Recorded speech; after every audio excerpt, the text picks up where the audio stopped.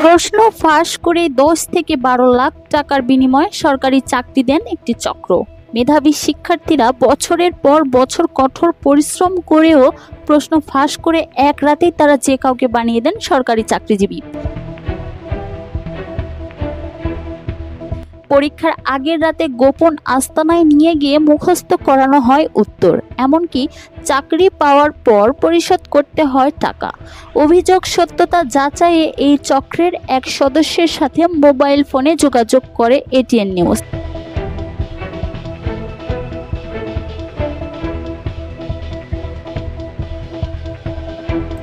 বিমান সেনা নিয়োগ পরীক্ষা উপলক্ষে চাকরি পাবার পর 12 লাখ টাকা পরিশোধ শর্তে ছদ্মবেশে একজনকে পাঠানো হয় তাদের কাছে। সাথে দিতে হয় একটি ব্যাংক চেক এবং 100 টাকার 3টি স্ট্যাম্প।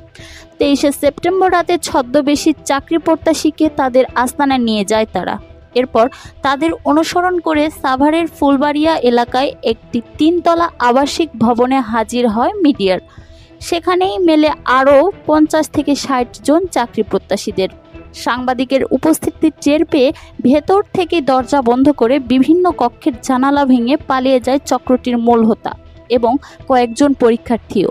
তবে পালাতে না পারা চাকরি প্রত্যাশীরা স্বীকার করে টাকার বিনিময়ে চাকরি দেবার কথা বলে তাদের আনা হয়েছে এই বাসায়। 3তলা এই বাড়িটি যেন একটি চাকরির কারখানা। এখানেই বেশ কিছু চাকরির পরীক্ষার প্রশ্ন, চুক্তিপত্র, ব্যাংক চেক, ল্যাপটপ এবং প্রিন্টার পাওয়া যায়। নিজ বাড়িতে এই অবৈধ কার্যক্রম চালু থাকার পরেও উল্টো হুমকি দেন বাড়ির মালিকের ছেলে। অনুসন্ধানে জানা যায় চক্রের মূল হোতা মোহাম্মদ রাসেল, তার সহযোগী হিসাবে কাজ করেন মোহাম্মদ রানা, টিপু এবং ফুল মাহমুদ। এ নিয়ে সাভার থানার পুলিশের বক্তব্য জানতে চাইলে তারা অভিযান চালিয়ে বাড়ির মালিকের ছেলে এবং এক পরীক্ষার্থীকে আটক করে।